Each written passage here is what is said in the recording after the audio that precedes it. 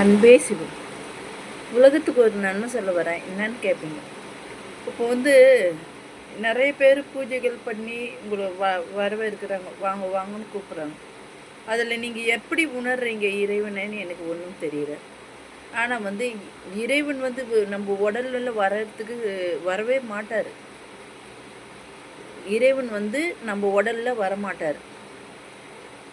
ஜனங்கள்லாம் நிறைய பேர் ஆடுறாங்கன்னா சித்திரங்கள் வருவாங்க. சித்திரங்கள்னா அந்த கோழி ஆலயத்தில் வழிபெற்ற ஆலயத்தில் ஒரு ஆலயத்தில் வழிபட்டுறாங்கன்னா அந்த சித்திரங்க பூஜைகள் பண்ணவங்கள அங்கே அவங்க அவங்க ஆன்மா அங்கே தான் இருக்கும்.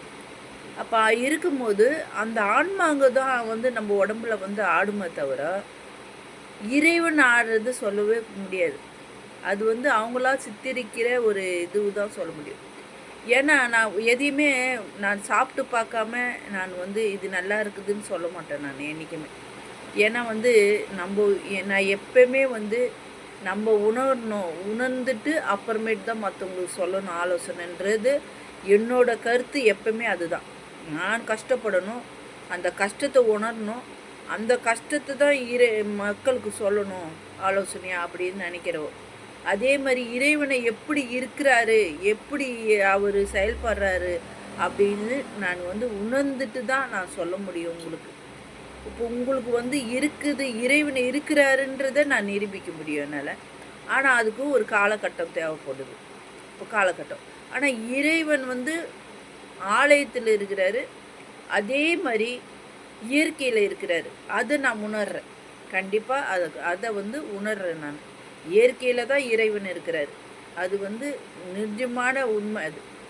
அதே மாதிரி இப்போ நீங்கள் ஆலயத்துக்கு போய் மாதிரி சாமியெல்லாம் ஆடுறாங்க.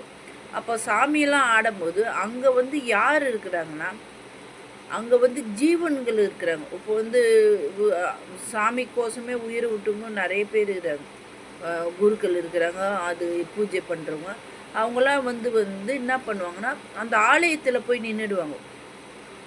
இப்போ நம்ம எவ்வளோ பேர் இப்போது இறந்துடுறாங்க, சாமி கும்பிட்றவங்க இறந்துடுறாங்க.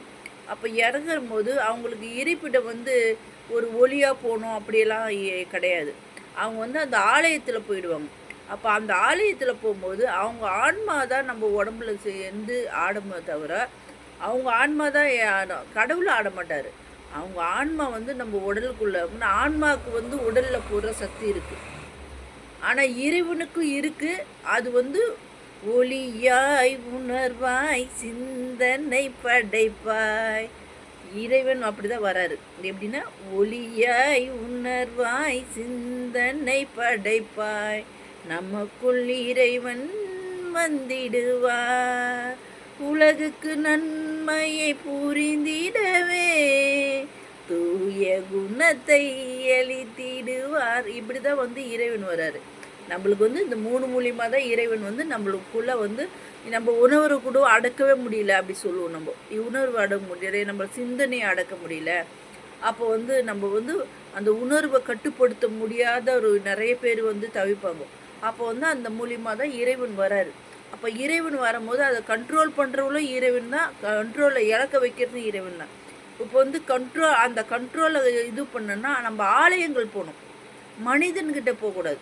நம்ம அந்த இதுவை உடலில் கண்ட்ரோல் பண்ணோன்னா அப்புறம் அதே மாதிரி ஜீவ சமாதி போகலாம். இந்த 2 இடத்துல தான் இந்த நம்ம உணர்வுகள் கட்டுப்படுத்துகிற, நம்ம சிந்தனையை வெளிப்படுத்துகிற ஒரு பொக்கிஷம் இருக்குது. ஒளின்னா அங்கே ஒளி இருக்குதுன்னு அர்த்தம். அப்புறம் உணர்வுனா நம்ம உணர்வு அந்த கட்டுப்படுத்துகிற தன்மை ஆலயத்துக்கு இருக்குது. ஆலயத்துலேயும் சித்தர் சமாதியிலையும் இருக்குதுன்ற. அதே மாதிரி உணர்வுனா நம்மளுக்கு உணர்வை தூண்டக்கூடிய விஷயம் நிறைய இருக்குது உடம்புல. அது இயற்கை மூலியமாகவே வருது. யாரும் நம்மளுக்கு சொல்ல வேண்டியதில்லை. அதை நீங்களே கட்டுப்படுத்த முடியாது. சிந்தனை கூட கெட்ட சிந்தனையாக வரும், நல்ல சிந்தனை வரும். அதை எடுத்துக்கக்கூடிய இதுவும் இருக்குது கட்டி. அதை ஒருத்தர் ஐயோ இறைவன் ஆலயப்பட்டு மனசாட்சி பிரகாரம் நடக்கணும் அப்படின்ற தன்மையில் போகிறவங்க நல்ல பெரிய ஆளாகி ஒரு இதுவாக இருப்பாங்க. எப்படி வேணாலும் வாழ்கிறன்றவங்க அவங்க எப்படியும் கால் மீதியாக தான் யூஸ் ஆகுவாங்க. எப்படின்னா வெளியே வந்துடும், அந்த அசிங்கமான இது வெளியே வந்துடும். அதுக்கு தான் எப்படி நம்ம உயர உயர பறந்தாலும் நம்ம வந்து இறைவன் ஆலயம் போகும்போது நம்ம மனம் கட்டுப்பாடு வரும், நம்ம வந்து ஆன்மா எல்லாம் கட்டுப்பாடுல ஒரு நிலையில் இருக்கும். அந்த நிலையில் இருக்கும்போது நம்ம தவறுகள் செய்யாத நம்ம வந்து நம்மளை காக்கக்கூடிய சத்து இறைவன் ஆலயம் சித்திர ஆலயத்துலேயும் தான் இருக்குது. சித்திர ஆலயம் சித்திர வந்து நம்ம உடலில் வந்து உடல்லையே வந்துடுவார். அவர் உடல்லையே வந்து நம்ம உடலை சுத்தம் பண்ணுற ஒரு ஜீவ ஆத்மா அது. இறைவன் வந்து சிந்தனையை கொடுக்குற இறைவன். சிந்தனை உங்களுக்கு வந்து அந்த உணர்வை கட்டுப்படுத்துகிற ஒரு ஆலய வழிபாடு செய்யும் போது நம்ம உணர்வுலாம் கட்டுப்பாடாக இருந்து நம்ம வந்து அங்கே வந்து அங்கேயே ஒரு இயற்கை மூலியமாக ஒரு இதுவும் கிடைக்கிது. அங்கே இயற்கை மூலியமாக ஒரு தன்னம்பிக்கை வாழ்கிறதுக்கு ஒரு இடம் அது ஆலயம். இது அப்படி இல்லை. இது வந்து சித்தர் வந்து நம்ம உடல் ஆத்மாலேயே போகக்கூடிய சத்து சித்தருக்கு இருக்குது. உங்களை வந்து அவர் சோதித்து இந்த பையன் என் உடலுக்குள்ளே வராருன்னா அவர் வந்து நான் நல்லவளா கெட்டவளா கண்டுபிடிக்கிறவர் தான் சித்தர். நீ எப்படியாப்பட்டவங்க அப்படின்னு கண்டுபிடிக்கிறவாங்க. எல்லாருக்கிட்டையும் சித்தர் வரமாட்டார். இப்போ வந்து ஒரு பேய் பிடிக்குதுன்னா அந்த பேய் பிடிக்குதுன்னா அது வந்து ஒரு வீக்கான ஒரு ஆளுக்கிட்ட தான் பிடிக்கும். பேயின்றது இருக்குது, அதுவும் ஒரு ஆத்மா தான். அதே மாதிரி நல்ல ஆத்மாங்க ஜீவனாக இருக்குது, ஜீவ ஒளியாக இருக்குது. அதே கெட்டது வந்து இந்த மாதிரி வந்து பேய் பிடிச்சாருது, அதுக்கும் வந்து இந்த இயற்கையிலேயே வந்து கெட்டது நல்லது செய்யறதுக்கு ஒரு இடம் இருக்குது. அதை வந்து கரெக்டான ஒருத்தவங்க வந்து அதை செயல்படுத்துவாங்க. எல்லாருமே நான் பேய் ஓட்டுறேன், இதை பண்ணுறேன், அதை பண்ணுறேன்னா போக வேண்டிய அவசியம் கிடையாது. இதெல்லாம் வந்து நீங்கள் இறைவன் ஆலயம் போகும்போது இப்போ இத்தனி வருஷம் காலம் நீங்கள் வந்து அந்த இறைவன் ஆலயம் முன்னெல்லாம் வந்து அப்படி தான் செய்வாங்க. நீங்கள் இப்போ தான் வந்து நான் தெய்வத்தை காட்டுறவாங்கோ, நான் தெய்வத்தை காட்டுறவாங்கன்னு எல்லாரும் கூப்பிட்றாங்க. முன்னெல்லாம் வந்து ஆலய வழிபாடே சிறந்த வழிபாடுன்னு தான் முதல்ல இருந்தது. இப்போ தான் வந்து எல்லாருமே தான் அந்த காசு கோசம் எல்லாரும் கையில் எடுத்துக்கின்னு அதை வந்து ஒரு இறைவனை ஒரு வியாபாரம் பொருளாகவே ஆக்கிட்டாங்க. இறைவன் வியாபாரம் பொருள் கிடையாது. அவங்க வந்து இறைவன் வந்து ஒரு இடத்துல வந்து கட்டுப்படவே மாட்டார். ஏதோ ஒன்று தவறு அந்த இடத்துல நடந்து அதை வந்து ஏதோ ஒரு மோடி மஸ்தான் வித்தை காட்டுற மாதிரி அந்த மாதிரி காட்டி தான் இறைவனை வந்து உங்களுக்கு இது பண்ணுறாங்க. அவங்க இறைவனே கிடையாது. இறைவன்ன்றது இயற்கை மூலியமாக தான் இருக்குது. உங்கள் தாய் தந்தை எப்படி அடுத்தவங்க வீட்டுக்கு போக மாட்டாங்களோ அதே மாதிரி இறைவனை இயற்கையில் இருக்கிற இறைவன் வந்து ஒருத்தருக்கு கட்டுப்பட மாட்டாங்க. இயற்கையில் இறைவன் இவ்வளோ பெரிய உலகத்தை வந்து ஒரு இடத்துல நம்ம கட்டுப்பாடு பண்ண முடியுமா? உலகன்றது பெருசு. ஒரு வீட்டில் இருக்கிற தாய் தந்தியே ஒரு இடத்துல கட்டுப்படுத்த முடியலையே. இவ்வளோ பெரிய உலகத்துக்கு ஒரு ஜீவனா ஒரு ஒளியான இறைவனை நம்ம ஒரு இடத்துல கட்டுப்படுத்துகிறாங்கன்ற நம்ம போகிறது ஒரு முட்டாள்தனம் இல்லையா? அங்கே அதனால தான் உங்களுக்கு சொல்கிறேன், மனிதனிடம் போகாதீங்க. இறைவன் ஆலயம் போகும்போது நம்ம வந்து செழிப்பாக இருப்போம், நம்ம எந்த ஒழுக்கமாகவும் இருப்போம். எல்லாமே வந்து அந்த இறைவன் ஆலயம் சித்தர் ஆலயம் போகும்போது நம்மளுக்கு எல்லாமே ஒழுக்கம் படும். இது வந்து உங்களுக்கு வந்து நல்லதை சொல்லணும் உலகத்துக்கு அப்படின்னு எங்கள் அப்பா சொல்கிறாரு.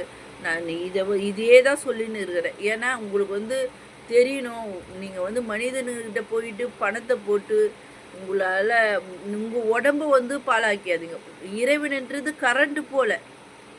கரண்ட்டு வந்து ஒளியை எடுத்துக்கலாம். அதுலேருந்து ஒளினா அந்த இதுவை எடுத்துக்கலாம். கரண்ட்டு எவ்வளோ உலகத்துக்கு எப்படி பயன்படுது நீங்களே பார்க்குறீங்க. கரண்ட்டு வந்து எவ்வளோ பயன்படுது உலகத்துக்கு. அந்த உலகத்தில் இருக்கிற இவ்வளோ ஒளிக்கு தான் அவங்க எப்படி கட்டுப்படும்? கொஞ்சோண்டு எடுத்துக்கலாம். அதில் எடுத்து நம்ம வீட்டில் ஒளி ஏற்றிக்கலாமா தவிர அந்த ஒளியை கட்டுப்படுத்தி ஒரு இடத்துல வைக்கிறாங்கன்னா அது முடியவே முடியாது யாராலையும். கரண்ட்டு எப்படி கட்டுப்படுத்த முடியும்? இயற்கை மூலியமாக வர கரண்ட்டை எப்படி நீங்கள் கட்டுப்படுத்த முடியும்? அப்போ இயற்கை மூலியமாக தான் இறைவன் இருக்கிறார். ஒவ்வொரு ஜீவன் மூலியமாக அவர் வந்து இறங்கினே தான் இருக்கிறார். இப்போ இயற்கையில் கரண்ட் இருக்குதுன்னு நம்ம வந்து இது ஒரு காற்று மூலியமாக ஒரு கரண்ட்டு வருதுன்னு சொல்கிறாங்க. அப்போ கரண்ட்டு வரும்போது ஒரு மனிதனுக்கும் அவர் தேவைக்கு தகுந்த மாதிரி அவர் கொடுக்குறாரு.